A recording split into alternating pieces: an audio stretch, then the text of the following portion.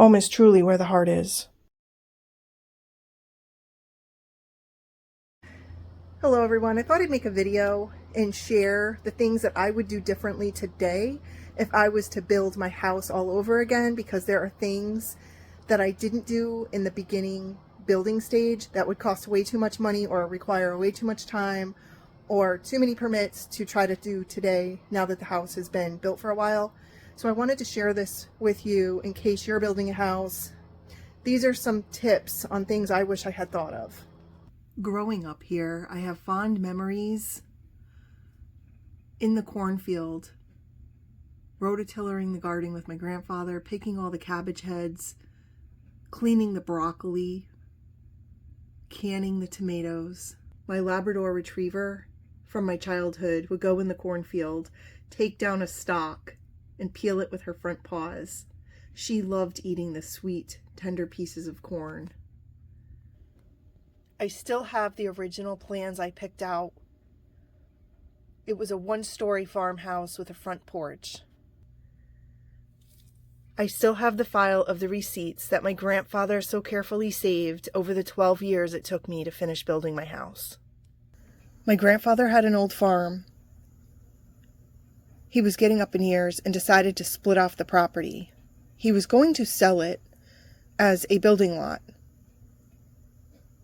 I was working full-time in a law firm, making good money, and he approached me when I was 20 years old. They started breaking ground before I even said yes. Because the main sewer lines for the town were too far away from where the house was being built, my grandfather had to do the painstaking process of getting a variance through the town, through permits. He also had to contact 300 neighbors within so many miles from the property and to let them know what was going on. At this point, I knew I had to do something, and my paycheck, even though I made very good money at the law firm, it wasn't enough to sustain building a house.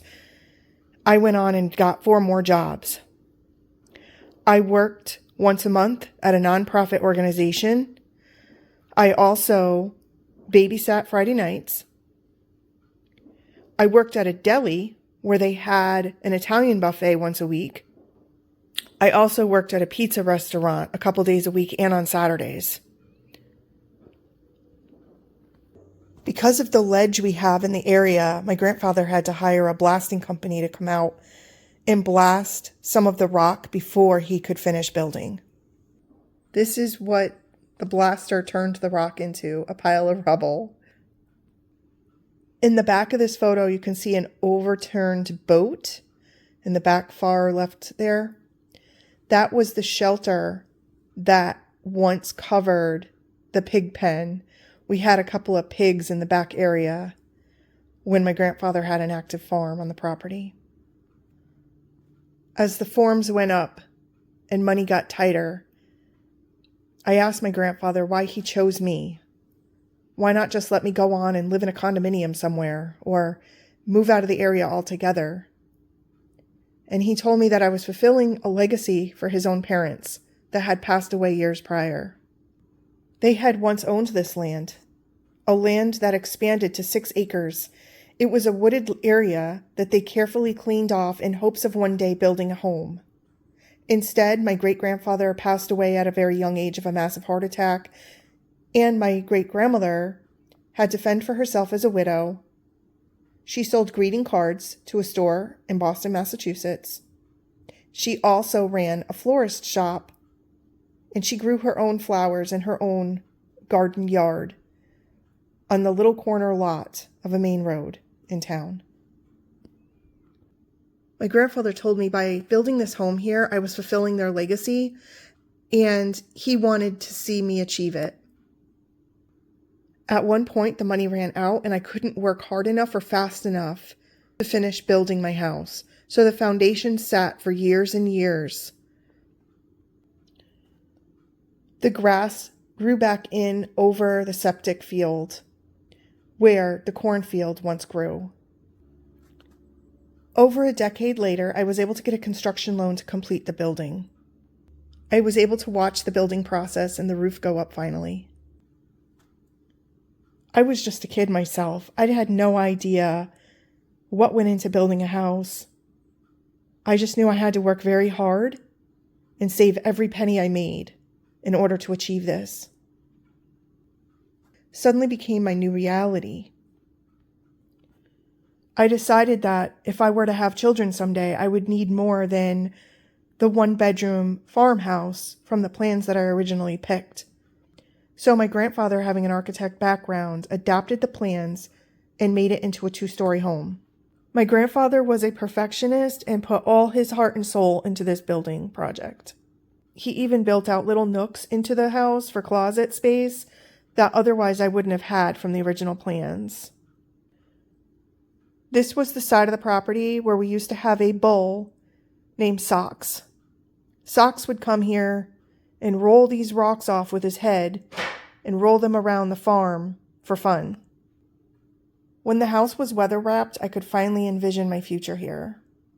This didn't start out as my dream. I was fulfilling a legacy.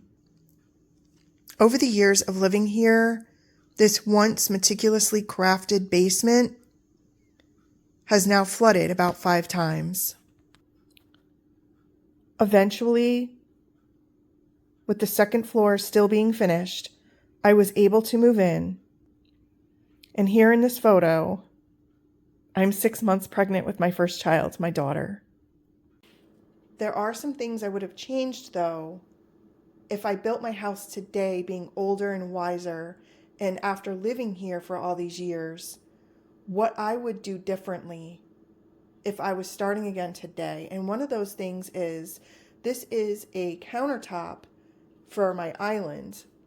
And as you can see, I have granite and I have cherry cabinets. However, when you're standing here making pancakes for the kiddos, or you're making your scrambled eggs, you drop an egg and it drips down those cabinets. This has been a nightmare to clean over the years, and I wish I had a different setup here. I love the storage space. I just wish there was something other than cabinets on the island.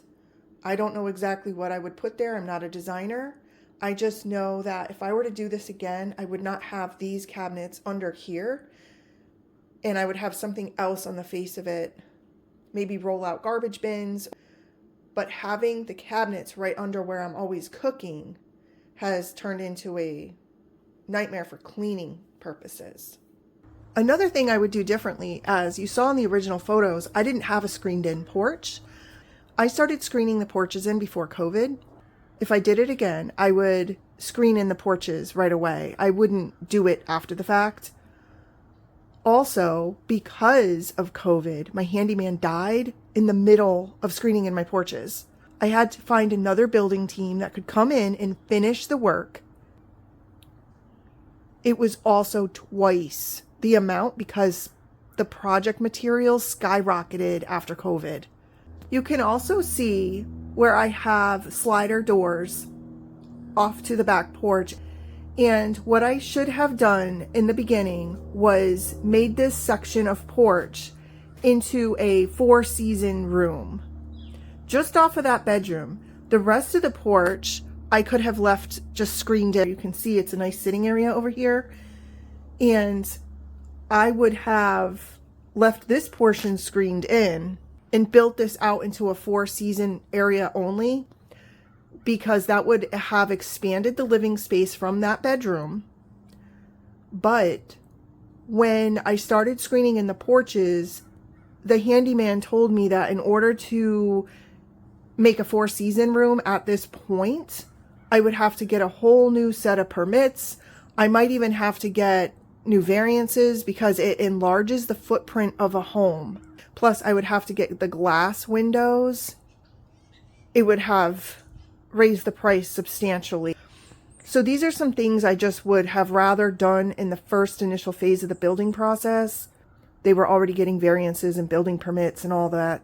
I should have done it then, but see, I was so young when I was building, I had no idea that I would have wanted this later on in life. I also added this pantry door. It's very pretty and decorative. It was not part of the original house build. I found this door a few years ago at a door showroom So if you want anything like decorative doors or decorative molding, consider that in the initial building phases. I have a lot of wasted space in this closet because I have this wire shelf. I wish I had invested in having a carpenter build out actual shelving for this closet so that I wouldn't have any wasted space. This is the actual vanity area downstairs for my kids' bathroom. And what I didn't know when I first built was I went to Home Depot and I bought a generic cultured marble top. It was like $100 and it had no overflow. So my bathroom actually flooded once or twice. This is a faux granite top that I had custom made. It's held up over the years with 2 kids. So that's just one thing to bear in mind. If you do have children or planning on having children and you build your house, make sure any sink you buy has an overflow in it. This is the entrance to my laundry room, and I never had a door here before. I should have gone ahead and gotten one installed when I initially built. Thankfully, I found a farmer and he had an old barn full of relics, this being one of them. So I was able to have a handyman install this for us. And I applied a sticker from the Dollar Tree that says laundry room, so just to cuten it up a little bit. But that's something else to consider. I have my laundry in my basement. It was originally supposed to go up into the pantry room, but my grandfather thought if I ever had a leak in the washer, it would ruin the wood floors, so he put the laundry in the basement. The reason I like having a door here is because then I turned my laundry room into a multi-purpose room. It just gives it that extra little detail. I also wish I had a proper area for winter boots, work coats, outdoor coats in the such like a basement foyer, so to speak. All I have here are some hooks I bought at Walmart, and you can see some holes in the wall where I had put some hooks for dog leashes when my dogs were alive. This door comes in from the garage, so that's another consideration I've grappled with what to do with this little hallway, and this is the best I came up with for the cheapest amount of money. But I truly wish when they were building the house, they had some kind of built-in cubbies. This is my garage door, and originally it had windows in it. I replaced it. It just seemed like every time I came down here, people would drive by and they could see right in my garage. It kind of creeped me out a little bit. One other thing I would have done is I would have added maybe not a full tub shower in the basement, but at least a toilet and sink. When we're coming in from grocery shopping or we're coming in from yard work, it would be so convenient to have that extra bathroom downstairs in the basement. My grandfather installed a hot water and a cold water line in my garage. The problem is it's not hooked up to a sink. I got this laundry sink for free. Somebody was throwing it away. But it's just there, freestanding, not hooked up to anything, not hooked up to a drain. When I had my dogs, I would walk them outside to the driveway through this door here, and I had my water lines hooked up to a hose. I was able to bathe them with warm water, and I also had like a little kiddie pool, and they didn't mind it. They were both water dogs, so they really enjoyed the water. But I really wish I had a way to bathe them inside the garage or even in the laundry room. If you're building a house, consider if you're going to have pets, and consider putting in a drain in the garage or basement floor of your home if you have a basement, or also an actual working laundry sink. You wouldn't believe how handy these things come in. I do fill up a bucket here sometimes to water the plants outside and so forth, but it's still not the same. It doesn't have a drain. The little silver faucet here doesn't work. The other thing you can see is going up my basement stairs. I never had them finished. It's been a royal headache. I've tried different things like stair treads and so forth, and I just really need to get these replaced, but the cost of it now is just ridiculous. As you come through the front door here, you see how I have all the coats just piled right there. I truly wish this was a built-in area, maybe with a little bench seat. My kids are older now, they're all grown up, but it would have been a time saver, a space saver, and it would have saved me from a lot of cleaning and straightening and organizing. But this is what I have now. This cabinet was like $200 on Wayfair, but it would have been much better if I had like some kind of built-in storage here for coats, backpacks, shoes, etc. This room here was originally my office space, so you can see there's track lighting, which I do not like at all, but to replace it now, I had a quote from an electrician, and there's just no way I could afford to do that. It would involve taking all that down, repainting, repairing the sheetrock, and then putting in a new light fixture. So I'm keeping the track lighting, but it's not my favorite. Also, as we look over here, you'll see that I have these IKEA closets. I wish I had built-ins before I moved in. They could have easily have built in a proper closet, shelving, that sort of thing.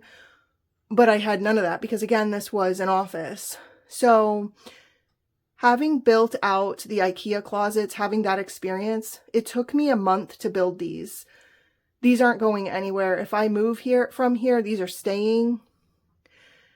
However, I think it would be more appealing because you see how they're so big, they cut off kind of like the skylight and stuff.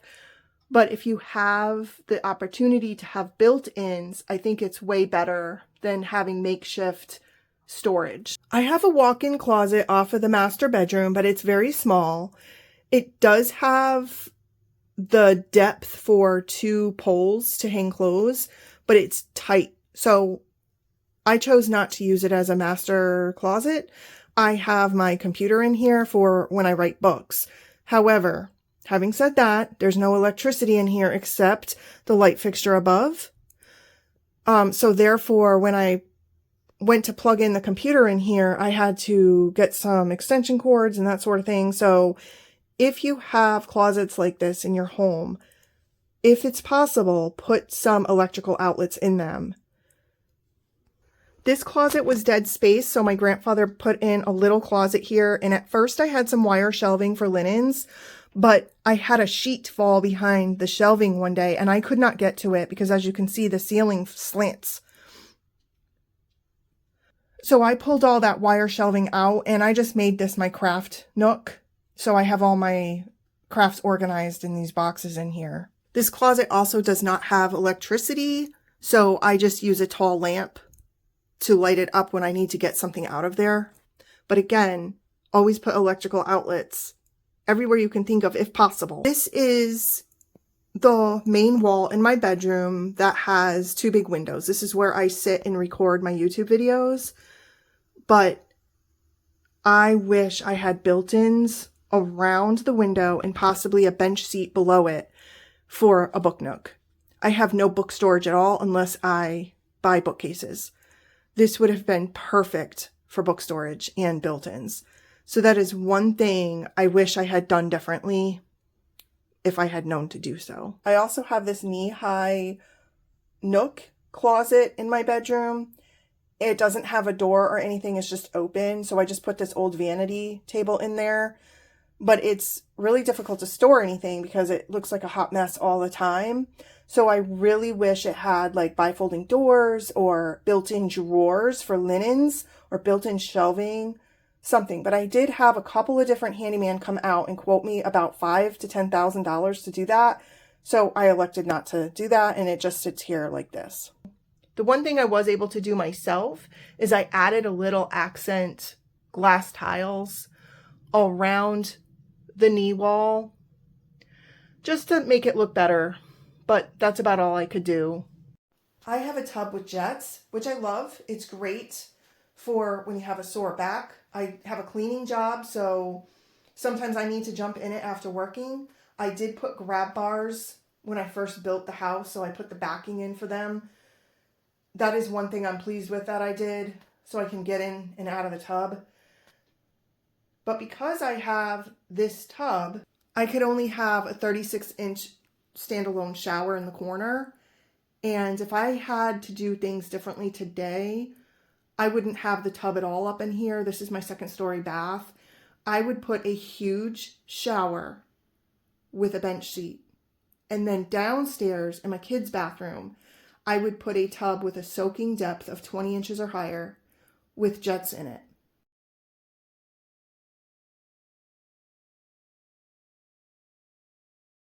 If you have any suggestions or recommendations for building a house, or what would you have done differently, or what have you done differently when building a house? I hope these tips are helpful to you. Thank you so much for watching. Take care.